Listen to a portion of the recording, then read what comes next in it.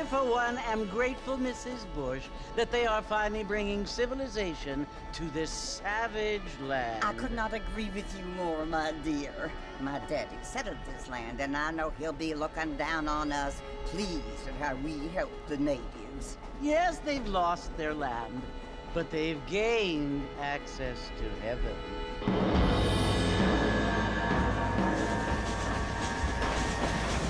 But Father, do you mean unless an innocent receives communion, they're destined to go to hell?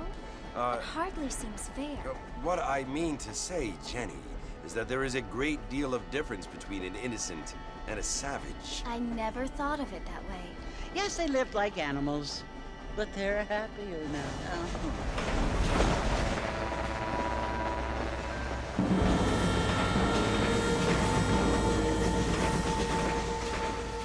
Not only do people now have motor cars, Father, but I heard that pretty soon we will be able to fly. No, only angels can fly, Jenny. No, apparently people can fly. Didn't you hear? Out in Kansas, a man even got a car to fly. I hardly think so, Jenny.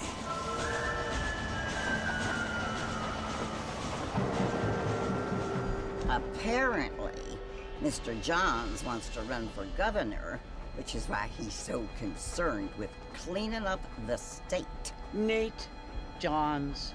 Yes. His family is nothing but hillbilly trash that came here after the war. I don't want to be judgmental, but this state should not be ruled by such a disgusting family. A family without class. Apparently. The Johns family have made a lot of money, and he has a lot of friends in politics. Mrs. Bush, money isn't everything. There are many things that money cannot buy. It seems that money can buy voters, though.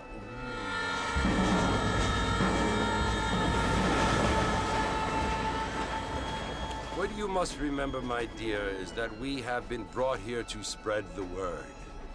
And the word and civilization, they are the same thing. They are the gifts. It is the opportunity we have, the chance to live among people who are decent and who do not kill each other, and who let you worship in peace. It's so confusing, Father. Sometimes I find it impossible to make the distinction between a loving act and a hateful one. I mean, they often seem to be the same thing. Yes, Jenny, it is confusing. But you only have to ask me if you need help. Indeed. Well, here we are, Mrs. Bush. Armadillo.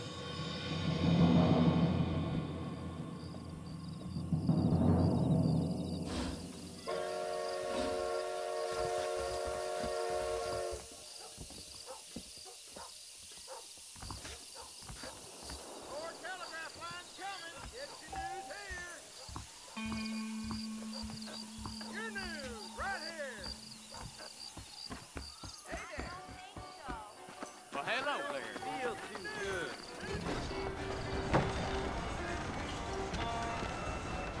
Mr. Marston! Mr. Marston, over here!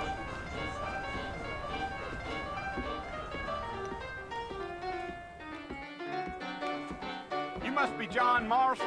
Sometimes. I'm Jake. Your friends from Blackwater hired me to guide you.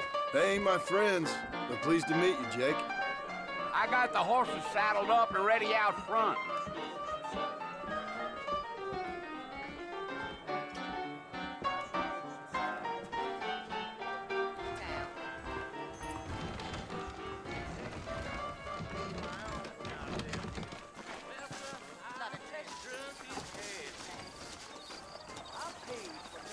Well, here, let's mount up and hit the trail.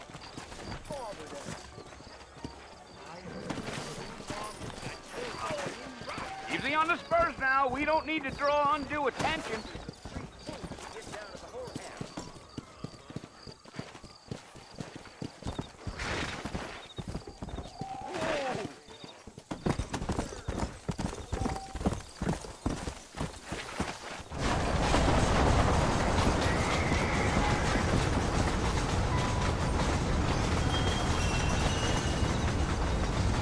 So it's Fort Mercy you want to visit? That's right. Ain't taken nobody up to the fort in a long time. Strange place for a decent fella to want to visit, if you don't mind me saying. Who said I was a decent fella? It's been abandoned for years now. Folks say it was built during the Mexican War. What kinds of soldiers around back then? Why'd they leave? Well, I ain't entirely sure. I heard they had to go up north to fight Indians, or maybe they got tired of being soldiers and went looking for gold. You know how things is. So what are you doing up at the fort? I'm looking for an old friend. Well, like I says, you ain't gonna find many folk around those parts these days. Those you do find are about as sociable as most rated backtooths. I mean, I ain't one to judge a man by the company he keeps, but... Well, he ain't been friends for a long time.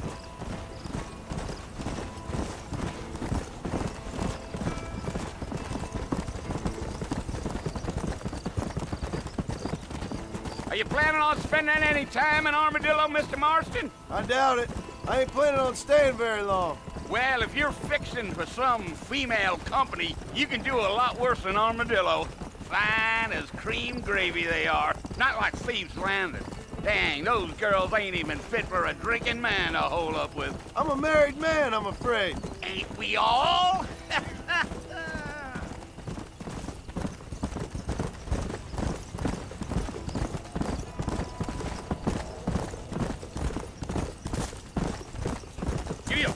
Yeah, so it was the marshal who hired me. Lee Johnson, do you know him? I think I heard his name.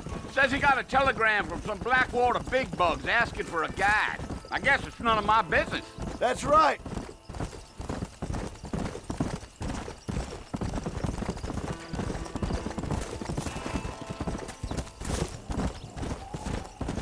You ain't very talkative, are you?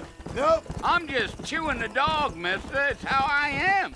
I don't mean nothing by it. Trust me. There's things you better off not knowing. I'll tell you, Mr. Marston, those coyotes eat better than I do. Not far now, Mr. Marston. The fort's just over this hill.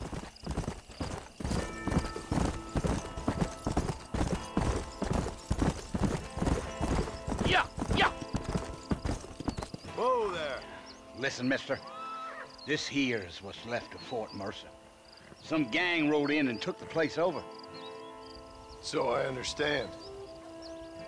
This is where we part ways, friend.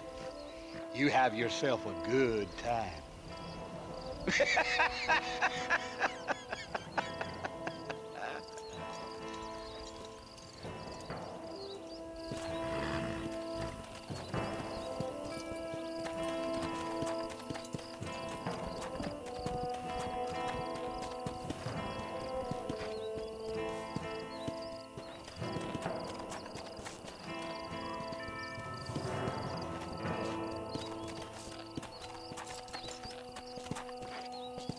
Let's go.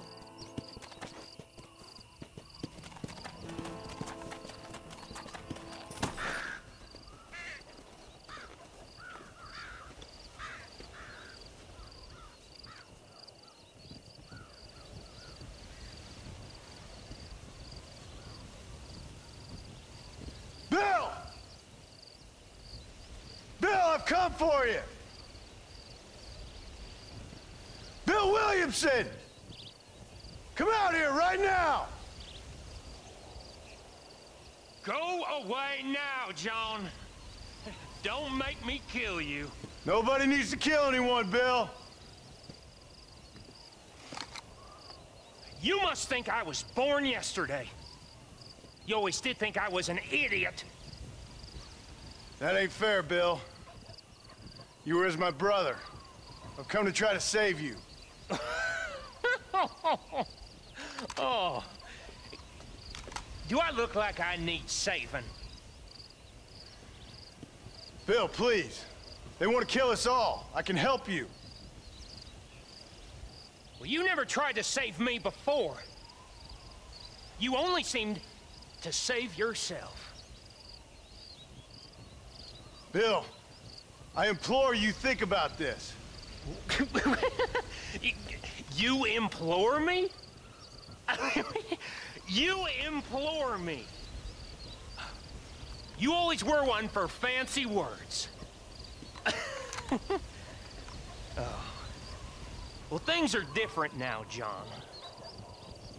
Now I'm in charge! No more Dutch! And no more you. Implores. I implores you to go back and tell them to send someone just a little bit more impressive next time. Well? Oh. Poor John.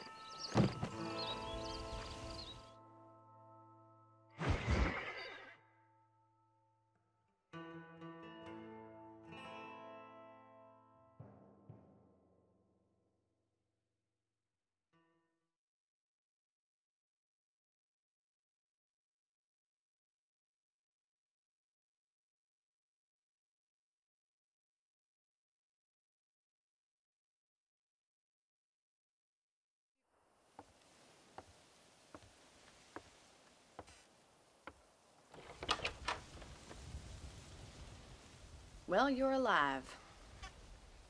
So it would seem. So, how do you feel? I don't know the polite word for it. I do. Stupid is the word we use around here. What were you doing? I was doing something stupid. Well, you'll be okay. Once you didn't die, the doctor said you'd be fine. He got the bullets out a couple days ago. Good. It cost us $15.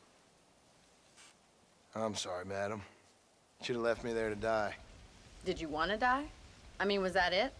Was that why you went straight out to Fort Mercer and picked a fight with the worst bandit in the county? To die, Mr. Mr. Marston. John Marston. Bonnie McFarland. Miss Bonnie McFarland.